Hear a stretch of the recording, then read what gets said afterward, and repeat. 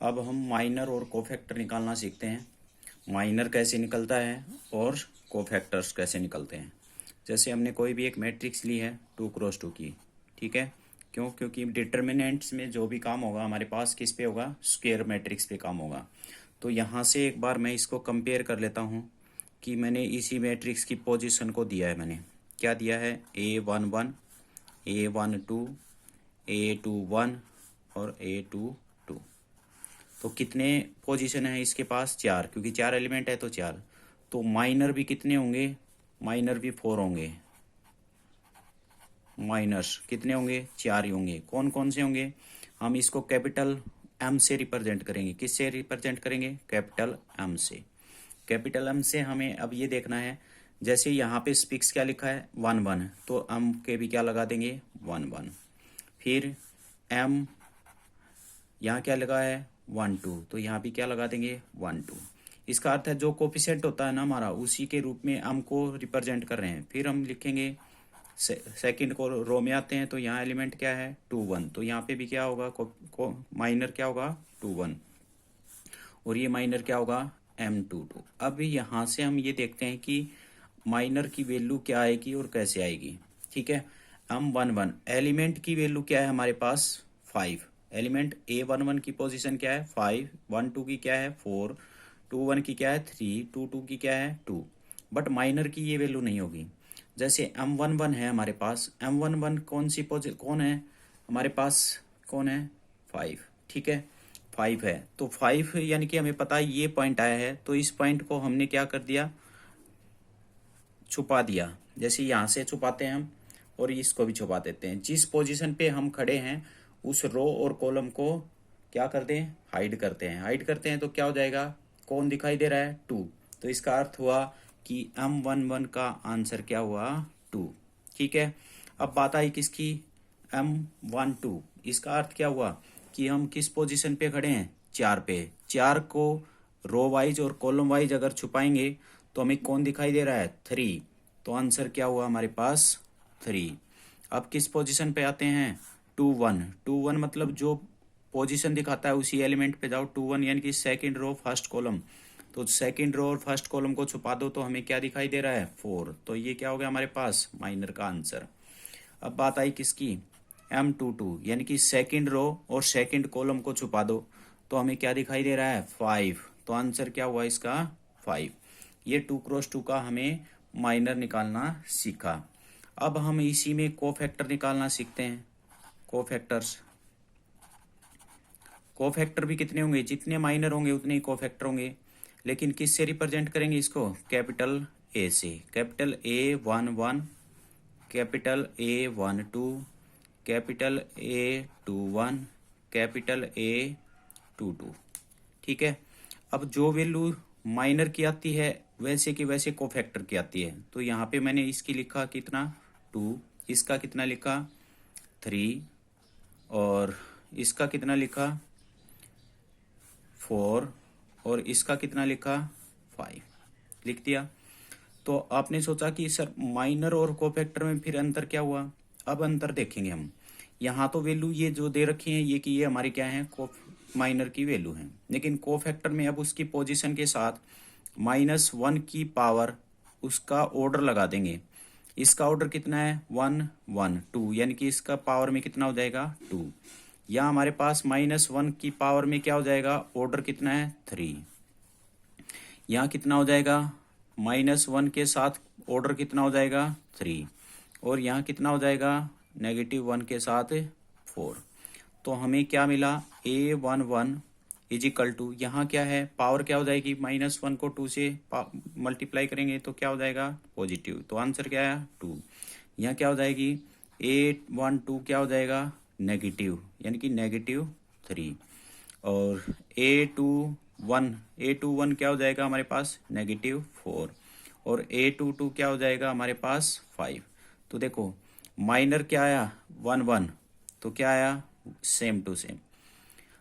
1 minor 1 2 है तो cofactor 1 2 क्या आ गया नेगेटिव। क्यों आया, क्योंकि इसका सम क्या है ओड ऑर्डर का है, इसका किसका है इवन ऑर्डर का है। इसका ओड ऑर्डर का है तो देखो माइनर और कोफैक्टर में क्या आया नेगेटिव का साइन का चेंज। माइनर और कोफैक्टर में यहाँ कोई चेंजमेंट नहीं आया, क्यों? क्योंकि ऑर्डर क्या है इनका? इवन। सो हमें ये पता चला कि माइनर और कोफैक्टर में क्या अंतर होता है। जहां जिसका ऑर्डर नेगेटिव है वहां साइन चेंज करेगा, कौन चेंज करेगा? कोफैक्टर। बट माइनर में इसके साइन पे कोई चेंज नहीं होता। माइनर में हम क्या करते हैं, जैसी वैल्यू होती है वैसे ही सॉल्यूशन करना स्टार्ट कर देते हैं। अब बात आई किसकी? हम 3x3 की। इसी तरह से कोई भी वैल्यू ले सकते हैं हम 3x3 की।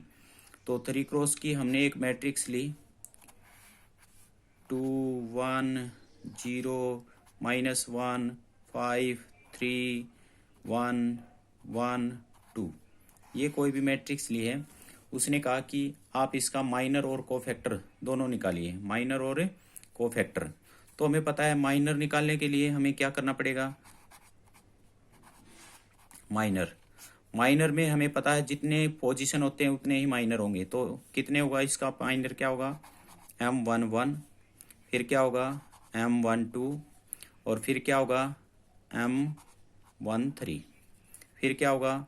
M21, M22, M23 और M31, M32, M33। ठीक है। अब 2x में निकाला है, उसी तरह से हम किस में निकालेंगे? 3x3 में। अब बात आई M11 कौन सा है? 2 है। तो 2 का मतलब क्या करें? फर्स्ट रो को और फर्स्ट कॉलम को हाइड करते हैं। तो हमें क्या दिखाई दे रही है? 2x2 की एक मैट्रिक्स दिखाई दे रही है 5 3 1 2। इसका डिटर्मिनेंट फाइंड आउट कर दो। डिटर्मिनेंट फाइंड आउट करेंगे तो क्या बनेगा? 2 5 10, और 10 में से 3 गया तो कितना बचेगा? 7। 7 क्या आ गया इसका? माइनर। फिर हम किस पोजीशन पे खड़े हैं? 1 2 1 2 मतलब फर्स्ट रो सेकंड कॉलम। अब फर्स्ट रो और सेकंड कॉलम को देखेंगे तो हमने सेकंड कॉलम को छुपाया और इसको छुपाया, तो हमें क्या दिखाई दे रही है कि 2 3 1 -1। इसका डिटर्मिनेंट फाइंड आउट करेंगे। 2 -1 कितना हो जाएगा? -2, और यहाँ ऐसे मल्टीप्लाई करते हैं तो पहले नेगेटिव हो जाएगा, तो 3 माइनस का हो जाएगा, और माइनस का 2 तो कितना आया? माइनस का 5। फिर हम किसको यूज करेंगे? 1 3 को करेंगे तो इसका अर्थ क्या हुआ?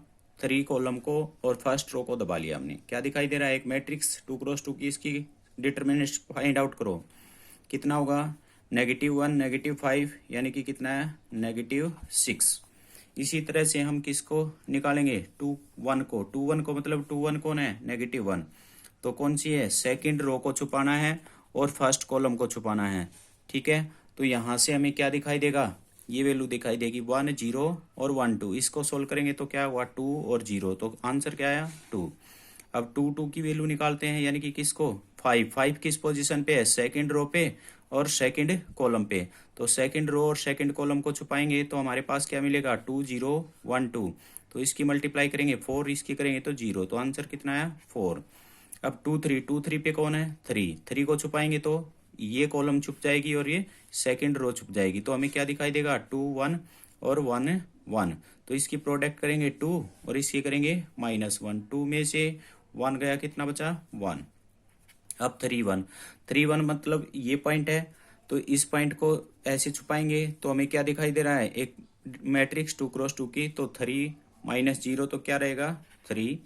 और फिर किसको? 3 2 मतलब 1 को छुपाएंगे तो किस कॉलम से? सेकंड कॉलम से, और इससे छुपेगा तो हमें क्या दिखाई देगा? 2 0 -1 और 3। इसकी सॉल्यूशन करेंगे। डिटरमिनेंट 3 2 जा 6 और ये 0, तो आंसर कितना आया? 6। अब बात आई 3x3 को करेंगे तो कौन है? 2। तो थर्ड कॉलम को छुपाएंगे, थर्ड रो को छुपाएंगे तो क्या दिखाई देगा? 2 1 -1 5। तो इसका सॉल्यूशन करेंगे तो 10, और नेगेटिव क्या हो जाएगा? पॉजिटिव। तो यानी कि कितना हो गया? 1। तो कितना हो जाएगा इसका आंसर? 11। अगर हमें कोफैक्टर निकालना होता तो यहाँ से देखते A11, हमें पता है इसका ऑर्डर क्या है? पॉजिटिव, तो आंसर क्या रहेगा? सेम। इसका निकालते तो A12, इसका ऑर्डर कितना हुआ? 3 हुआ, तो ये पहले से नेगेटिव है तो क्या बन जाएगा? ये पॉजिटिव, क्योंकि साइन क्या करेगा? चेंज। फिर A13, A13 निकालेंगे तो इसका ऑर्डर क्या हुआ, ओड ना, सॉरी E1 हुआ, तो इसके साइन पे कोई बदलाव नहीं आएगा, तो क्या आंसर आएगा, -6। अब कोफैक्टर A21 निकालते हैं। A21 ऑर्डर कितना हुआ, नेगेटिव, तो इसका आंसर क्या आ जाएगा, -2। A22 इसका ऑर्डर क्या हुआ, E1 हुआ, तो इसके साइन पे कोई चेंजमेंट नहीं। तो A23 इसका ऑर्डर क्या है, 5, तो इसका आंसर चेंज कर दो, -1। इसका आंसर A131 कितना है, 4 है, तो ऑर्डर चेंज नहीं होगा इसका कुछ भी, तो आंसर 3। A32 कितना ऑर्डर हुआ, 5, तो इसका साइन चेंज कर दो, कितना हुआ, 6। A33 तो इसका इवन ऑर्डर है, तो आंसर क्या रहेगा, सेम। तो समझ में आया कि माइनर और कोफैक्टर हम कैसे निकाल सकते हैं। जो माइनर होते हैं उन्हीं के साइन चेंज करते हैं। किस में होती है वैल्यू में बदलाव, जहां ओड ऑर्डर होगा। अगर इवन ऑर्डर है no change, but odd order पे क्या होगा, चेंज।